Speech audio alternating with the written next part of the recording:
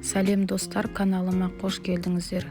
Бүгін сіздерге екі пайдалы таңғы асты жасап көрсетемін.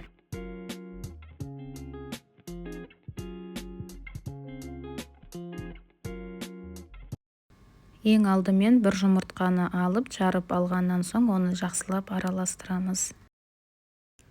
Енді теркадан сырдың аздаған бөлігін ғана өткізіп алдым. Одан соң орташа қызып тұрған табамызға аздап гүхи майын қостым.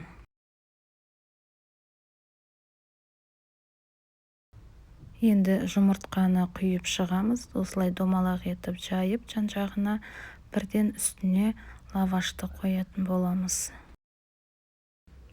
Енді жаңағы өткізіп алған сырымызды үстіне салып, лаваштың осылай жауып қоямыз, бетін екіге бүктеп. Одан кейін біздің сырымыз ерігенде табадан алатын боламыз. Енді бізге жанына пайдалы көкөністер мен шөптер қажет. Менде редиска және осындай рукола шөбі. Рукола қазір қолжетімді, барлық жеміс-жидек, көкөністер сататын жерлерден таба аласыздар. Руколаның калориясы төмен, сондықтан салмақ тастап жатқан жандарға жеуге кеңес беремін. Және бізде черри помидоры, бұл барлық жыл мезгілінде дәмі тәтті болып келеді. Құрамында калий болғандықтан жүрекке пайдалы және организмдегі артық сұйықтықтарды шығарып тастайтын қасиетке ие. Достар, сіздерге де жасауға кеңес беремін. Оңай әрі пайдалы, және де таңертең жарты сағат бұрын тамақтың алдында жылы су ішуді ұмытпаңыз. Достар, видео пайдалы болса, каналыма тіркеліп, пікір қалдырып қойыңыздар. Сіздермен бірге болған мен Алтынай.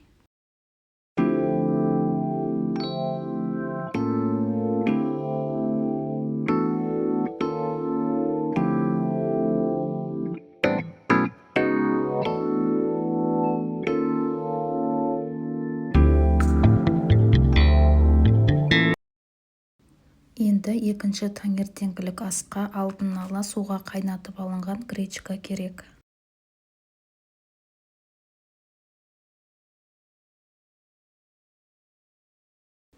Қызып тұрған табаға гүхи майын жағып алғаннан кейін жұмыртқаны жарып, және де осылай қасықтың көмегімен араластырып, бірнеше секундта қуырып аламыз. Жұмыртқаны күніне бір рет мәзірлеріңізге қоссаңыздар болады. Жұмыртқада калий, кальций және де белоктарға өте бай. Енді жанына балғын көкөністер мен шөптер керек. Менде огурцы, салат жапырағы.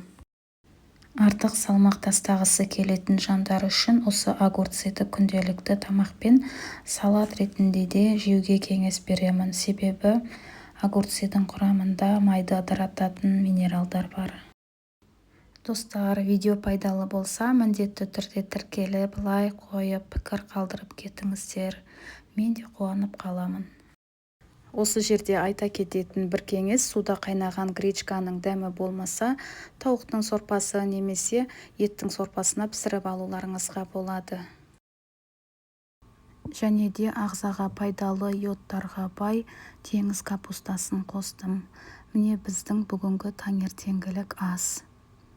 Қыздар, видео ұнаса, лайк, комментария қалдырамыз. Келесі кездескенше.